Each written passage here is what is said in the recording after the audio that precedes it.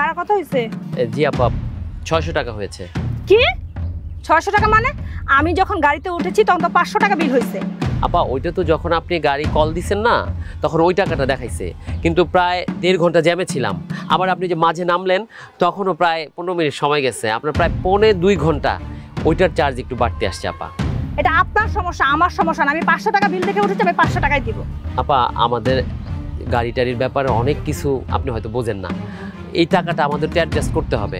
এখন এটা তো ন্যায্য ভাড়া, আপনি যে 100 টাকা আমি চাইলাম এটা তো আমি চাই না, এটা তো আপনি দেখতেছেন যে আমার মিটারেই উঠছে। আমারে 600 টাকায় দিতে হবে আপা, 500 টাকায় হবে না। এই তোদের ছোট লোকদের না একটাই স্বভাব, মানে মানুষ দেখলে খালি কিভাবে ঠকায় নিবি, ভাড়া কিভাবে বেশি চাইবি, এই ধান্দা করত। শোন 500 টাকা বিল আসছে, আমি 500 টাকা দিব, তুই নিলে নে, না নিলে আমি চলে যাব। আপা এইভাবে বললেন আপা, আমি গরিব মানুষ, আমার গাড়ি জমা দিতে হয়, আমার টাকার প্রয়োজন। ম্যাডাম ম্যাডাম 100 টাকার জন্য, 100 টাকা তো আপনাদের কাছে অনেক আছে, আমার 100 টাকার জন্য এইভাবে ঠকায়েন না ম্যাডাম, আমার পেটে লাথি মাইরেন না। এই ছোট লোকের বাচ্চা, এই ধর নিলে নে, না নিলে না।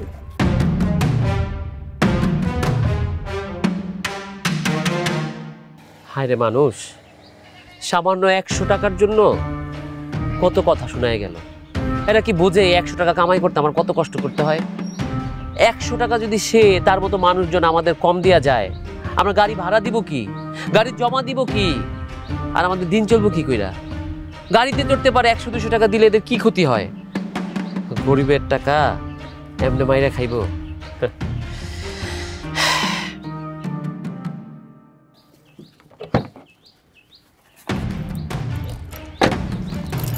আরে এই ব্যাগটা তো ওই আপার, আমার স্পষ্ট মনে আছে উনি যখন গাড়িতে ওঠে তখন এই ব্যাগটা ওনার কাঁধে ছিল। কি আছে এই ব্যাগে?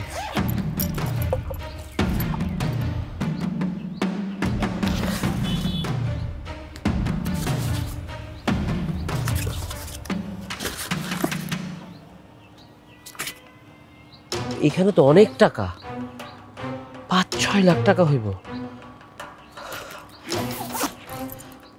আমার 100 টাকা মাইরা খাইছে না, আল্লাহর বিচার।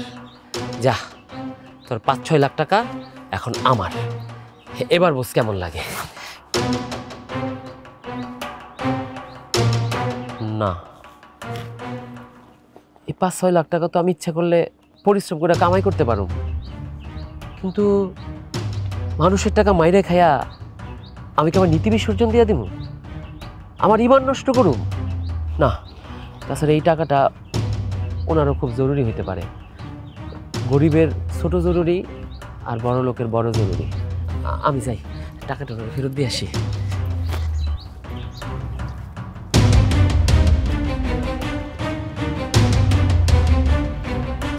আপা আপা, গরিব ছোট লোকের বাচ্চা, 100 টাকার জন্য তুই আমার পিছন পিছন আমার বাড়িতে চলে আসছিস। ম্যাডাম আপনি আমার গায়ে হাত তুললেন? আপনি কি ভাবছেন আপনার 100 টাকার জন্য আমি এখানে আসছি? তো কি করব? তুই 100 টাকার জন্য তুই আমার বাড়িতে কেন আসছিস? আপনি গাড়িতেই ব্যাগটা ফালায় আসছিলেন, আমি ভাবলাম আপনার জরুরি হইব। ব্যাগটা খুইলা দেখলাম এটার ভিতরে লাখ লাখ টাকা। আমি তো আপনার ব্যাগটা ফিরিয়ে দিতে আসছি, আমি তো 100 টাকার জন্য আসি নাই। এটা তো আমার ব্যাগ, দেখি টাকা পয়সা ঠিক আছে কিনা।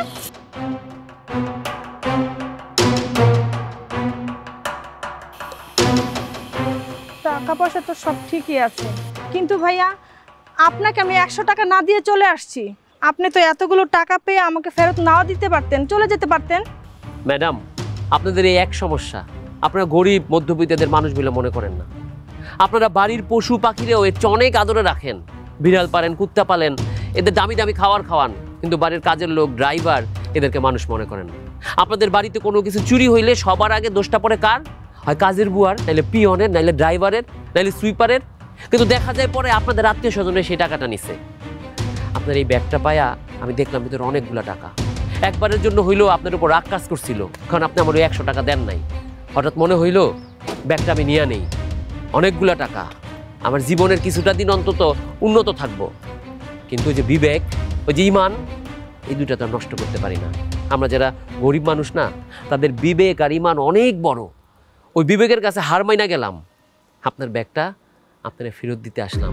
এখন আমার মনে হয়েছে আমার কাছে 100 টাকা যা, আপনার কাছে লাখ লাখ টাকা সেই সমান। আপনার প্রয়োজনীয় টাকা হইব, দিতে আসছে। আর আপনি আমার কি করলেন? আপনি আমার থাপ্পড় দিলেন, থাপ্পড় দিলেন। ভাইয়া আসলে আপনি কথাগুলো ঠিক বলেছেন। আমাদের যাদের না একটু টাকা পয়সা আছে তারা না অনেক অহংকারী হয়ে যায়, মানুষকে মানুষ বলে মনে করি না, গরিব মানুষকে তোমরা মানুষই মনে করি না। আর এই যে টাকাগুলোর কথা বললেন না যে আমার অনেক জরুরি, সত্যি আমার অনেক জরুরি ছিল। এই টাকাগুলো আমার মায়ের জন্য আমি ম্যানেজ করেছি, আমার মা হসপিটালে ভর্তি।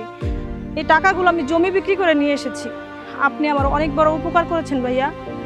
আমার আসলে ভুল হয়েছে, আপনাকে আসলে এভাবে আপনাকে থাপ্পড় মারাটাও ঠিক হয়নি, আপনার সাথে ব্যবহারটাও আমি খারাপ করেছি। ভাইয়া আপনি কিছু মনে করবেন না, এটা একটু রাখেন।